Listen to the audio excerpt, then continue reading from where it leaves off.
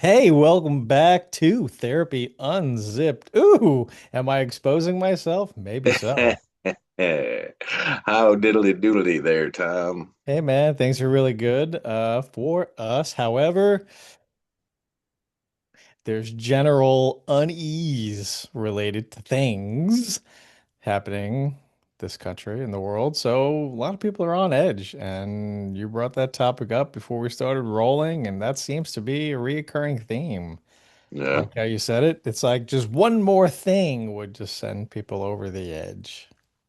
yeah. I've had lots of people over the past week or so, and it's just like, the world is very stressful right now. People's lives are very stressful. Things are expensive. Um, the inflation is up again. Things are very expensive. Gas is expensive. Food is expensive.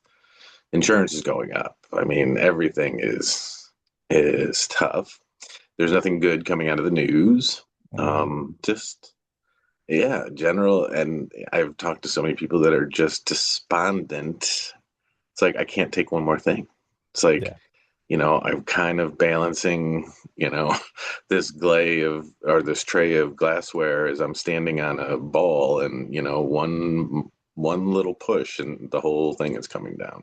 Right.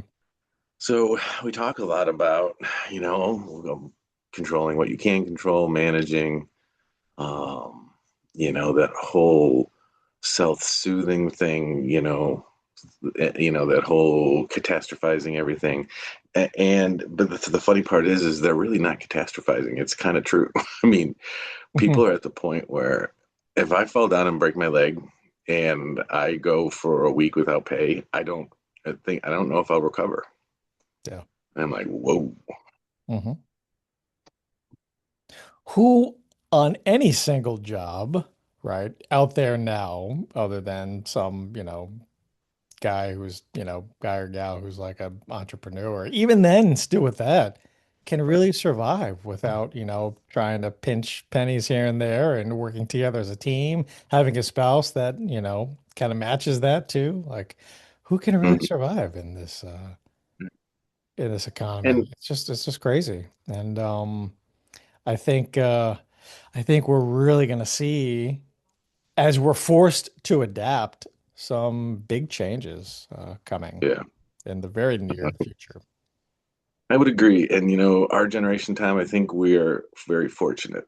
I would have never said that Gen X was fortunate, right? We always seem to get the shaft on everything, but I Mhm. would say we're fortunate in enough that we learned some lessons. And we learned to save a little bit of money and put a little bit away, and kind of prepare for the future because our future was so uncertain all the time. Right. We never know what was coming around the corner next. So but these younger generations, they don't. It's not that they haven't learned the lessons; they've never had the opportunity. I Right. mean, they've been living paycheck to paycheck since the day they entered the workforce. So how can you save? How can you save? You Mhm. know, rents are up, and I mean, everything is just so expensive. I was reading a thing where, it was Sears. Remember Sears? I don't even think they exist anymore, but Sears was a big Oh yeah. kind of department store, right? They had the tools and the clothes, and I mean, it was a big department store. Mhm. And it was, later on, it was kind of a joke about, it was like the Kmart of anyway shopping. Yeah. Anyway, Yeah. but Sears. But it said, back in the day, the people that worked for Sears, they worked there their entire lives, Uh-huh. and they made a decent living where they could afford a house and a vacation every year. Yeah. And they didn't make tons of money, but it was a profession, and Mhm. it was retail, and it was the manager in the tool department that sold Craftsman tools, and Craftsman tools were my father was a big Craftsman tool guy, Yeah. and they were warranted for life. So I Mhm. remember the glee on my father's face when he would bring in a tool that was damaged, and he got another one for free. Uh-huh. But anyway, the Sears. That was back in the day. You could afford a house, you could afford a vacation every year. Yeah. My grandmother retired from Sears, may she rest Yeah, in peace. She raised three kids by yeah, herself, essentially. yeah. And she made it work, got a house, raised them right, Yeah. and made ends meet, and everything was taken care of. Just, spit and fire, little, Italian woman, she made things Yeah. happen. Just working at Right. Sears. And so that was like the thing that my mom, was raised on, my aunt and Hmm. uncle too. Like you get into a company, corporation, Right. and you get established and you stay there for life and you retire and Hmm. you get your plaque and your gold watch or whatever and your pension. Right. And a pension.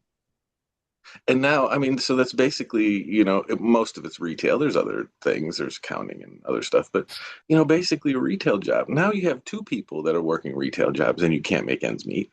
Right. The pay is not enough, Yeah. you know? So the world has changed so much. It's gotten expensive. The companies we work for have not kept up. They've eliminated pensions. They put in these 401ks that was going to be the salvation. We'll do some matching. Didn't really work out like people had anticipated. Hmm. Um, it's just a very different world that has evolved over time. And we are like, those of us that have kind of lived through the whole thing, because you don't pay attention to the steps, right? You walk a mile, you don't pay attention to every step along the way. All of a sudden, you walk a mile and you look around and go, "Whoa, how did I get here? What happened along the way? Yeah. How many ants did I step on?" The whole take stock of what happened on your. Yeah. Well, you get to our age and you take stock of what has happened and over this journey and how did I get here? This isn't this What is have not I my done? this is not my beautiful house. This is not my beautiful wife. How did Yeah. I get here? Yeah. And the world has evolved. It's a very, very different world. Hmm. um, and people are and not different, that has really benefited people. Hmm. People are struggling and they don't see a way out. And I've talked with several people this week that were just completely despondent about life circumstances. I don't see a way out or a future. I can't even imagine. And now my wife and I, as you know, we're in our professions, nurse Hmm. and then therapist. We're pretty much at the top of where we Hmm. could be in our careers at our stage of development. I Hmm. mean, making probably the most amount of money in those Hmm. respective careers, and we're doing okay. Hmm. Have some investments, retirement plans. We have the house and the vehicles and all that. Nothing lavish by Hmm. any stretch. We're doing okay. Not struggling, but not phenomenal. Like, Hmm. what's everybody complaining about?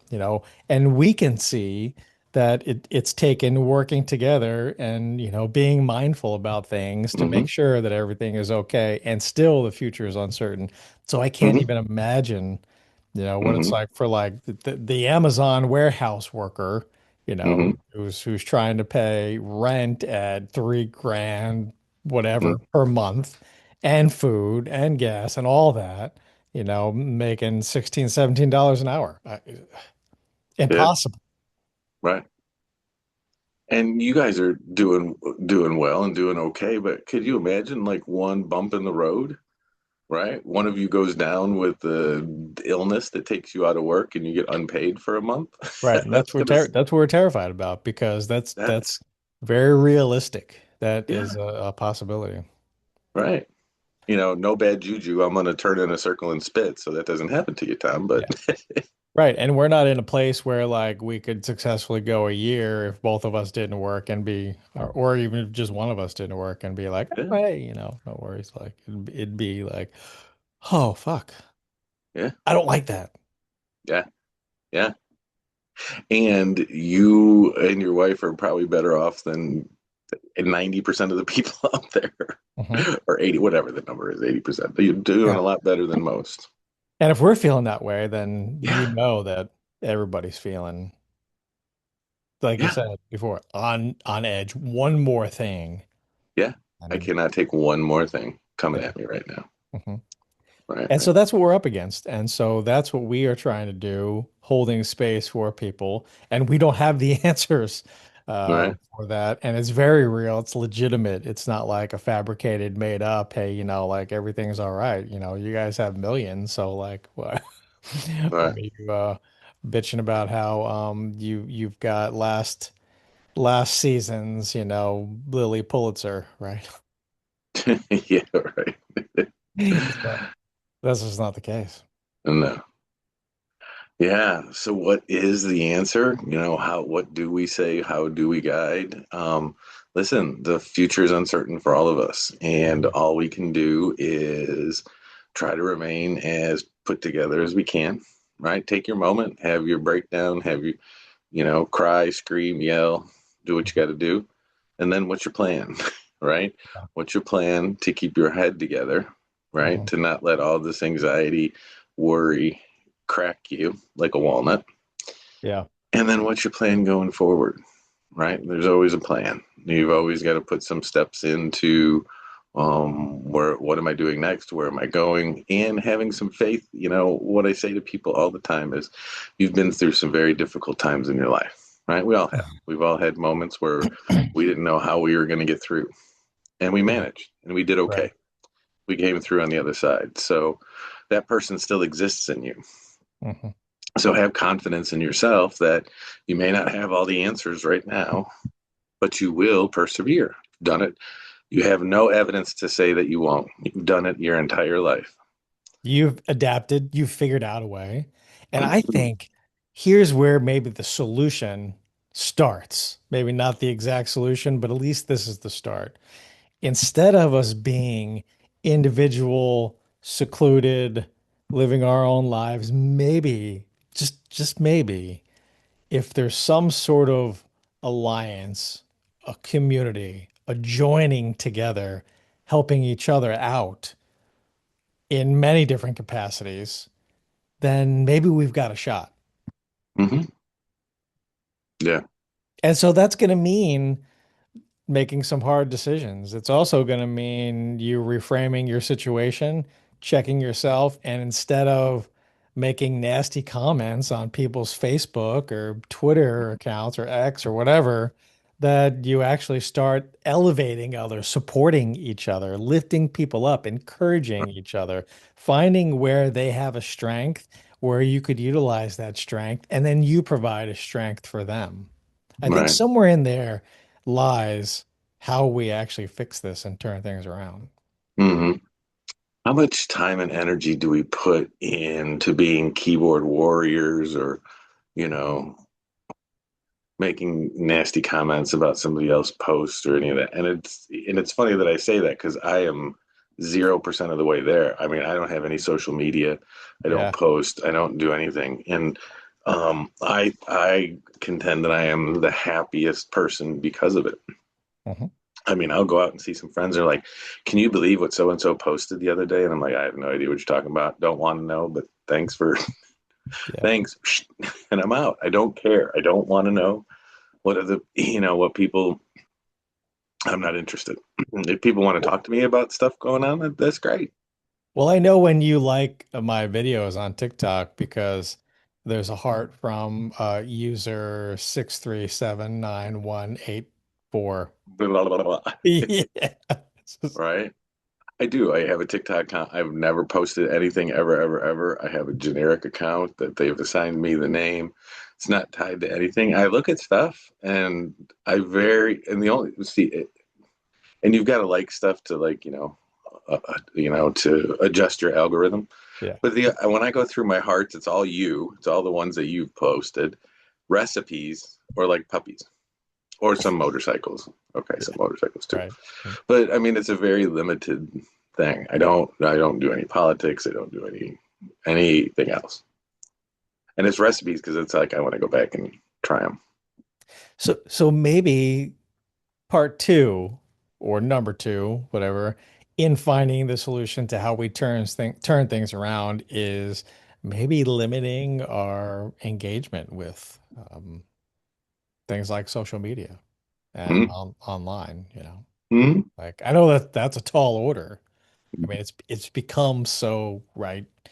It's like part of who we are now. We carry around these pocket computers and You're like, oh yeah, I need to get more Kleenex for the office. Well, let me put it in the Amazon cart.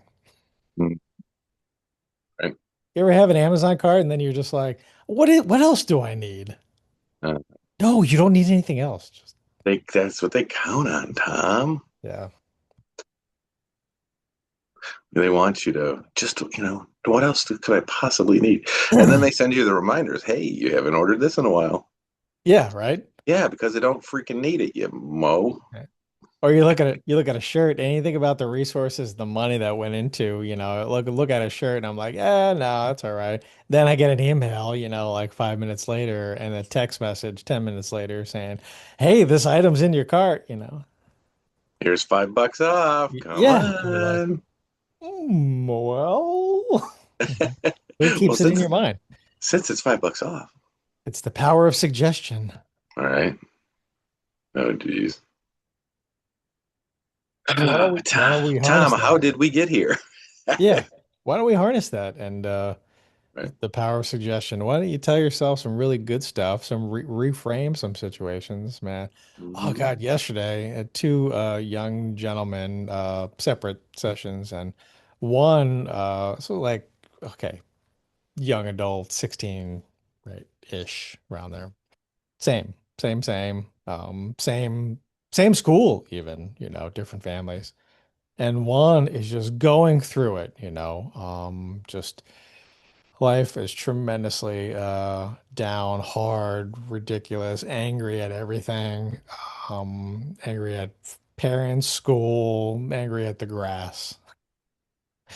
For being And too dang green. yeah, I mean, then the families and the two young gentlemen so similar. I mean, and access to things and education and people around and support and all that. Anyway, don't want to divulge too much. And it's just like session after session, just really working hard, trying to make some positive change, elicit some positive change. And then the session right after, same situation, same type of experience, same school, same kind of family, all that.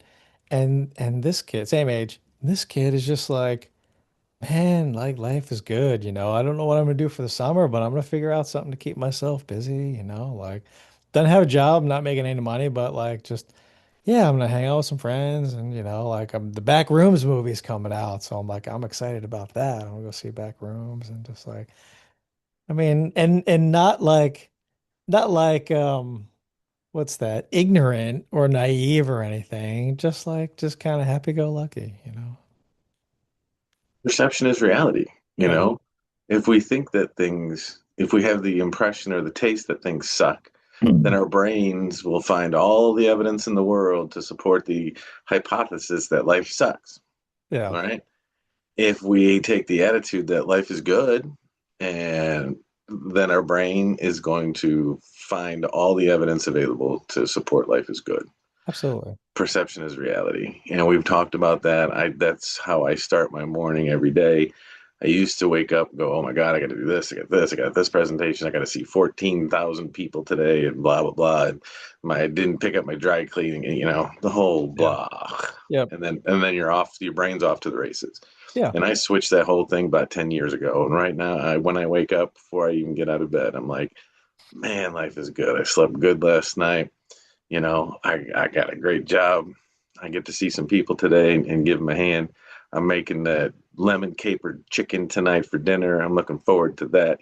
So I'm putting the things in, I put my brain in the right frame to find the evidence that life is good hmm Well, and you know how not many one. times in therapy I have somebody who is okay making these complaints, first world problems, right? They didn't put enough sugar in my, frappa maca latte chino thing this morning.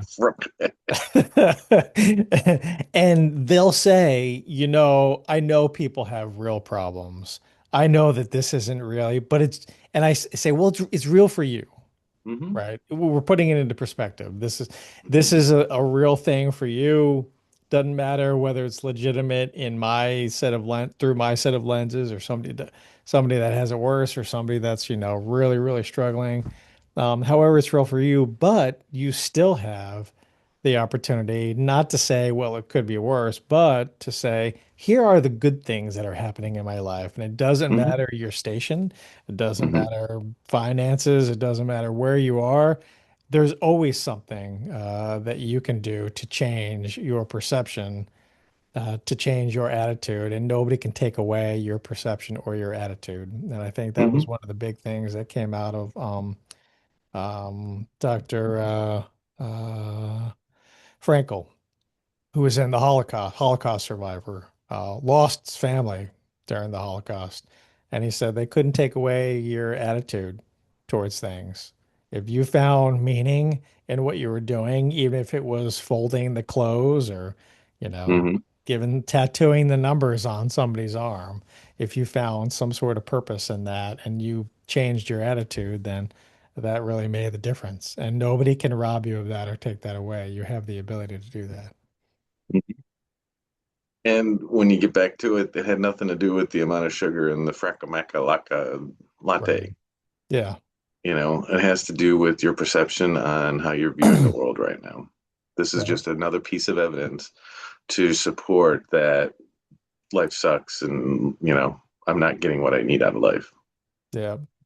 If an esteemed doctor in the 1930s, 1940s was taken to a concentration camp, tortured, lost his entire family, can have a positive outlook on it, not about what was happening, but could find meaning and purpose in what he was doing from day to day, not sure if he was going to survive. I mean, Hmm. then anything that we have to face in our lives, I mean, we can find something positive. We have to.